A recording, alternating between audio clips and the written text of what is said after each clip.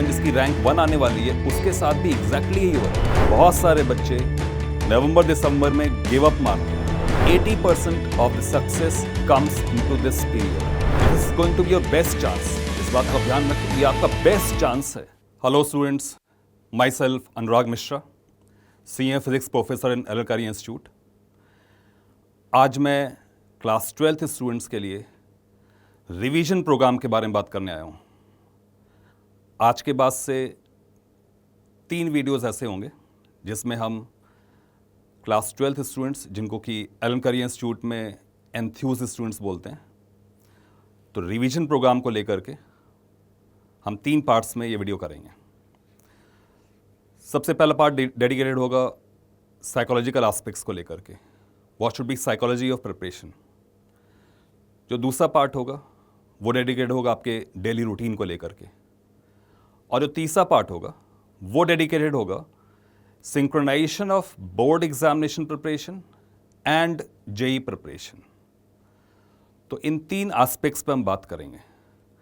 और स्टूडेंट्स, आपको मेरी सिंसियर एडवाइस है कि जब भी आप इन एपिसोड्स को देख रहे हैं, sit with pen and paper.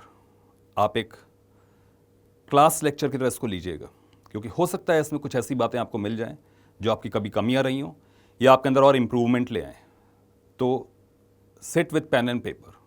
एक बहुत ही इम्पॉर्टेंट क्वेश्चंस जो सारे स्टूडेंट्स अक्सर पूछते हैं कि क्या हमारे पास अभी भी समय है, क्या अभी भी मैं कर सकता हूँ, क्या जेई अभी भी 99 परसेंटाइल प्लस से क्रैक किया जा सकता है, क्या जेई एडवांस क्रैक किया जा सकता है। नेचुरल सी बात है, ये सारे विचार ऑलमोस्ट सारे स्टूडेंट्स के अंदर आ रहे होते हैं। हर एक बच्चा इसी तरीके से सोच रहा होता है, क्योंकि क्लास 12 का सिलेबस एंड होता है और क्लास 11 का सिलेबस रिवाइज नहीं होता है, और एंड में सिलेबस ख़त्म करने के चक्कर में बहुत सारे सब्जेक्ट्स थोड़े फास्ट होते हैं, तो जो एंड सिलेबस होता है उसमें भी काफ़ी बैकलॉग्स होते हैं। तो इस तरह की कई वजहों की वजह से स्टूडेंट के अंदर एक हॉलोनेस फील हो रही होती है। उसका कोई कंप्लीट रिवीजन तो हुआ नहीं होता है, और जब वो अपने मार्क्स देख रहा होता है तो उसमें भी बहुत इंकरेजमेंट दिखाई नहीं पड़ रहा होता है, और जब वो क्लास 11 के सिलेबस को देख रहा होता है तो उसको कुछ याद नहीं आ रहा होता है। और स्पेशली जब वो इंफॉर्मेटिव सब्जेक्ट के बारे में सोच रहा होता है, ऑर्गेनिक केमिस्ट्री, इनऑर्गेनिक केमिस्ट्री और फिजिक्स के भी ऐसे कई सारे पार्ट्स हैं जो इंफॉर्मेटिव नेचर के होते हैं, जब उनके बारे में सोच रहा होता है तो उसके अंदर एक हताशा भी आ सकती है कि मेरे पास इतना बड़ा मॉन्यूमेंटल सिलेबस है, एवरेस्ट की तरह मेरे पास सामने सिलेबस खड़ा है, इसको मैं कैसे कंप्लीट करूँगा। ये हॉलोनेस हर एक स्टूडेंट के अंदर होती है, इससे घबराएं नहीं, दिस पार्ट ऑफ गेम। ये सारे स्टूडेंट्स के साथ हो रहा है, ये सिर्फ आपके साथ नहीं हो रहा है, इवन जिसकी रैंक 1 आने वाली है उसके साथ भी एग्जैक्टली यही हो रहा है। तो इसलिए घबराएं नहीं, इसको टैकल किया जा सकता है, और इन्हीं टाइप के विषयों को टैकल करने के लिए ये वीडियोस बनाए जा रहे हैं। मेरा सिलेबस कंप्लीट नहीं है, मुझे कुछ याद नहीं आ रहा है, मेरे मार्क्स नहीं आ रहे हैं, और तो और मेरे पास सामने बोर्ड एग्जामिनेशन की इतना मॉन्यूमेंटल चैलेंज है। इस तरह के बहुत सारे क्वेश्चंस हर एक स्टूडेंट्स के मन में आ रहे होते हैं। This part of game and this is the only game. मैं आपको बता दूं, बहुत सारे बच्चे नवंबर दिसंबर में गिव अप मारते हैं। गिव अप इसलिए मारते हैं कि मैंने आपके सामने इतने सारे क्वेश्चंस रखे, हो सकता है ये सारे क्वेश्चंस आपके मन में भी आए हों। तो ये सारे क्वेश्चंस हैं, ये वास्तविक रूप में सच में बहुत डरावने हैं, ये सारे बच्चों के मन में आ रहे होते हैं। बट जो बच्चे इन डर को ओवरकम कर लेते हैं, जो इसको किल कर देते हैं, जो इन फियर्स को हेड ऑन ले लेते हैं, वो जीत जाते हैं।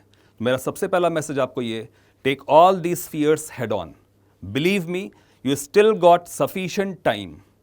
और इनफैक्ट अगर मैं सेलेक्ट होने वाले बच्चों से अगर मैं बात करूं, उनसे पूछूं कि 100 में से कितने मार्क्स आप अपने सिलेक्शन को रिवीजन प्रोग्राम को देंगे, तो आपको ऑलमोस्ट हर एक बच्चा ये कहेगा कि उनका जो सिलेक्शन पक्का हुआ था वो सिर्फ रिवीजन प्रोग्राम के दौरान पक्का हुआ था। उनको जो भी कॉन्फिडेंस आया था वो रिवीजन प्रोग्राम में आया था। तो 80% of the success comes into this period. आपकी जो सफलता मिलने वाली है ना, उसका 80% इस रिवीजन प्रोग्राम से आपको मिलने वाला है। तो सबसे पहली बात, कॉन्फिडेंट हो। अगर कॉन्फिडेंस नहीं भी है तो अपने अंदर कॉन्फिडेंस फील करने की कोशिश करें, कॉन्फिडेंस डेवलप करने की कोशिश करें। एक फॉल्स कॉन्फिडेंस से बिल्डअप करें कि yes I will take it on, I will take my fears head on. तो सबसे पहले अपने माइंडसेट को बनाएं कि मैं कर सकता हूं, and believe me with all my experience and integrity at my command, मैं आपको बता दूं कि रिमेनिंग टाइम में आप सफलता पा सकते हैं। बहुत सारे स्टूडेंट्स ने मेरे करियर में मैंने देखा, बहुत सारे स्टूडेंट्स ने इस लास्ट 6-7 मंथ्स में कुछ भी कर दिखाया, वो आप भी कर सकते हैं। कोई भी रैंक अचीवेबल है, कुछ भी किया जा सकता है। Everything starts with desire. आपके अंदर एक डेफिनेटनेस ऑफ पर्पस होनी चाहिए। सबसे पहले आप अपने दिमाग में बनाएं कि मुझे क्या अचीव करना है। आज ही अपने टेबल के सामने, स्टडी टेबल के सामने एक बहुत बड़ा सा एक टैटू बना लें कि मुझे ये अचीव करना है। एंड बिलीव मी, अगर आप सिंगल माइंडेडली उसकी तरफ प्रयास करते रहेंगे तो आप उसको निश्चित तौर पर अचीव कर लेंगे। हमेशा साधारण लोगों ने ही असाधारण काम करके दिखाए हैं। मैं एक छोटा सा आपको एग्जाम्पल देता हूँ। महात्मा गांधी डरबन से प्रिटोरिया जा रहे थे। रात के 3 बजे सेंट मारिट्सबर्ग स्टेशन पर उनको रात को फर्स्ट क्लास कंपार्टमेंट से बाहर फेंक दिया गया।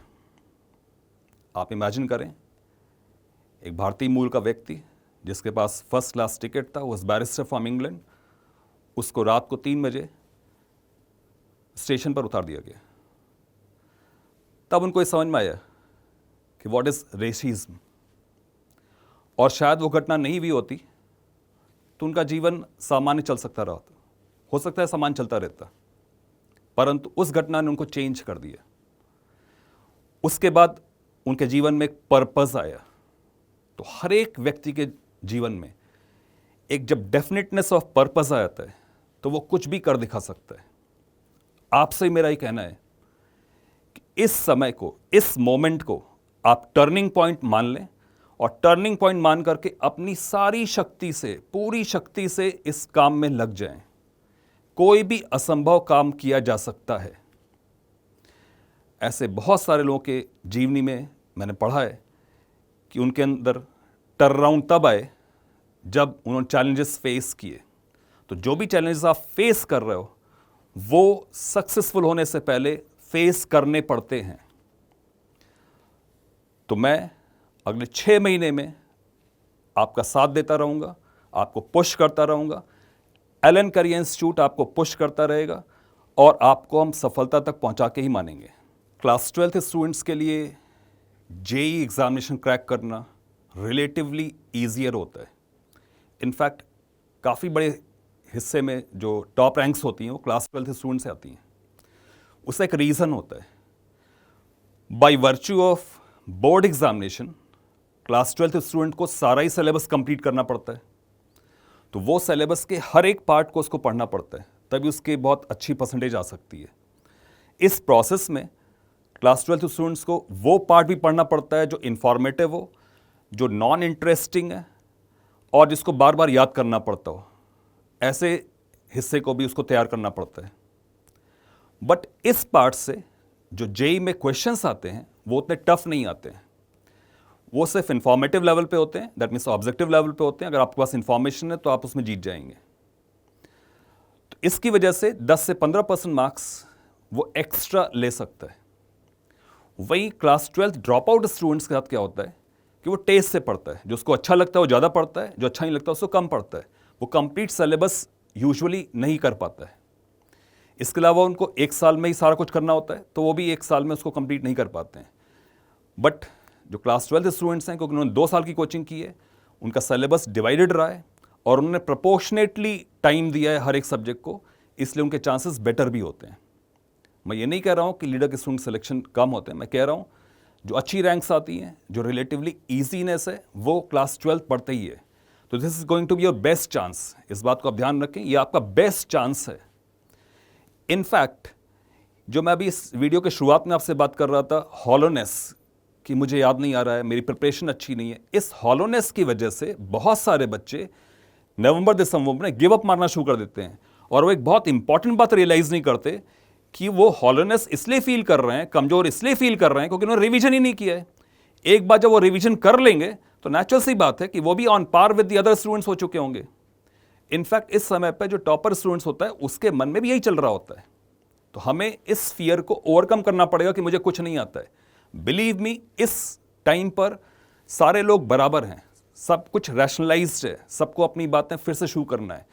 Everybody has to set their T code zero at this moment only. सबको इसी मोमेंट पे यहीं से स्टार्ट करना है।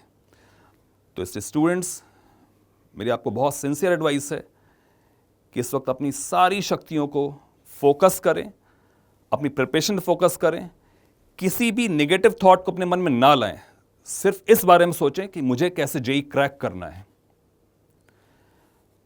मैं आपको ये एडवाइस करूंगा कि आप हमारे इस एलन जेई चैनल को कंटिन्यूअसली फॉलो करते रहें, इसको सब्सक्राइब करें, क्योंकि इस पर रेगुलर अपडेट्स आएंगे, इस पर रिवीजन के मेथड्स भी आएंगे और समटाइम्स कुछ कंटेंट भी आएगा। तो मेरी आपसे रिक्वेस्ट है कि इसको आप सब्सक्रिप्शन मोड में भी डाल दें और इसको रेगुलरली विजिट करें।